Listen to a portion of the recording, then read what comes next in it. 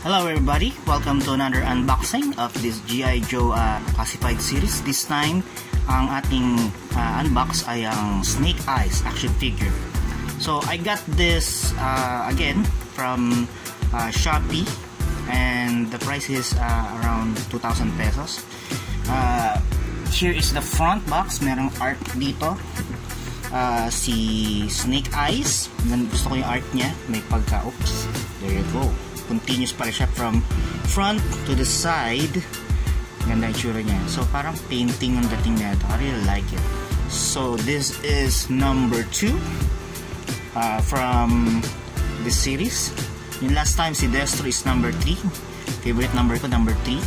And then the box, the same artwork on the box. On this box from mga previous na review na natin.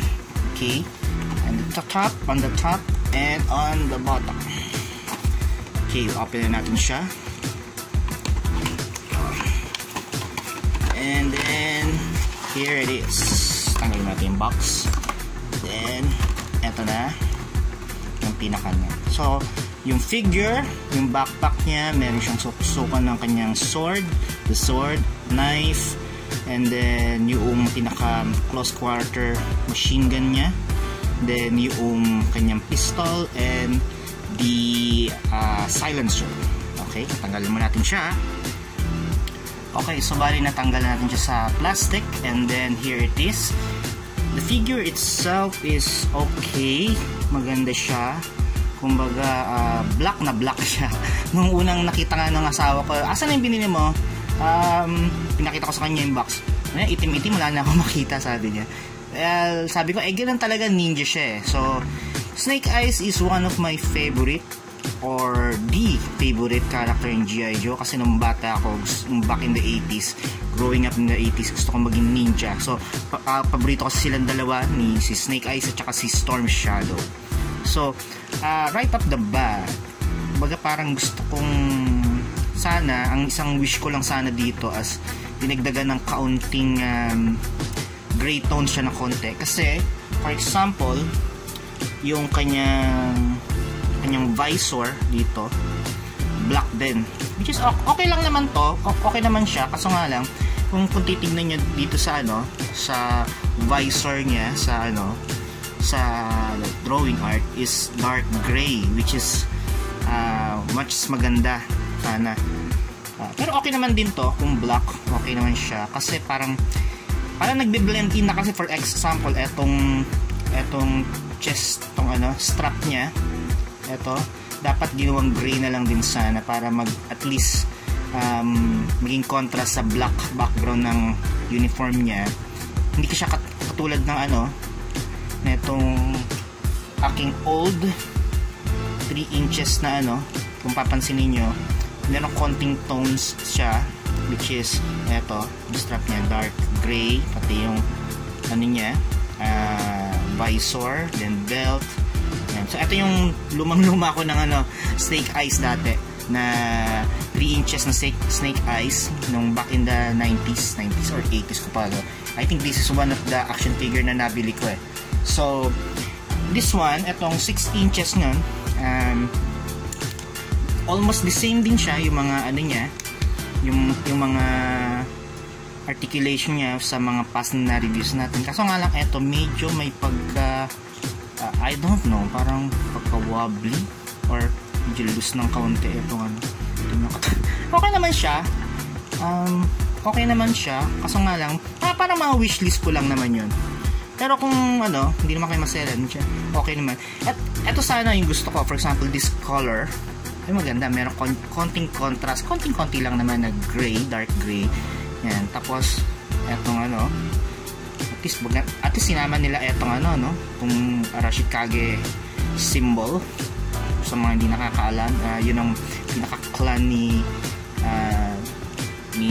Snake Eyes, yun yung clan ng ninja clan niya. So eto siya. So detachable nga pala itong itong strap niyang to, and then the belt tatanggal, and then tapos ito yung mga accessories niya. For example etong pistol niya, yun nga, tatanggal yung silencer niya. Yun, tingnan natin, silencer. So, lagay natin yung kanyang barrel dito sa yung sa kanyang holster. This one. Tama ba? Okay, tama. Tapos, at the same time, meron ding lagayan. Ayan, lagayan ng kanyang silencer or suppressor. Ano terminology? Suppressor. Yan, lagyan natin. Yun. Alright. Ganda. So, yan, ewan kung nakikita nyo, no? Magiging mas visible kasi siya kung gray siya ng kaunti, eh. So, nagbe-blend in na yung kulay niya, black to black. So, maganda sana kung may konting gray. So, yun lang na ang wishlist ko. And then, the knife. Lagyan na ng knife. This one, small knife. Dito siya. Very detailed talaga itong action figure na ito. Okay, for some reason, itong knife niya ay hindi pumapasok all the way through dun sa susukan. I think siguro factory defect lang na itong nakuha ko siguro. Pero anyway, pwede naman siya nakaganyan, hindi naman kayo maselan. Okay naman siguro yan. So, nakalabas siya ng kaunti. So, the other one is his backpack. Ito. Okay, kakabit natin. So, kung nakikita niyo merong yung strap niya sa likod, at the same time yung butas, it goes aligned there. So doon natin ilagay na. Yan. Naka-align siya doon. Then pasok natin siya. Oops, yan, there. And then meron hole dito sa kanyang backpack. Hole here para sa sukan ng kanyang sword. Yan. Okay. Then kabit na natin yung kanyang sword. This one. Meron din palang symbol ng Arashikage. Yan. Yun. Alright. Medyo kinakabahan ako. Baka hindi rin pumasok to. Tulad ng knife eh. So anyway, yan na siya. Kompleto na ang gear niya. And then, of course, his close-in weapon, close quarter to eh, close quarter machine gun. Yan, right there you go. Okay.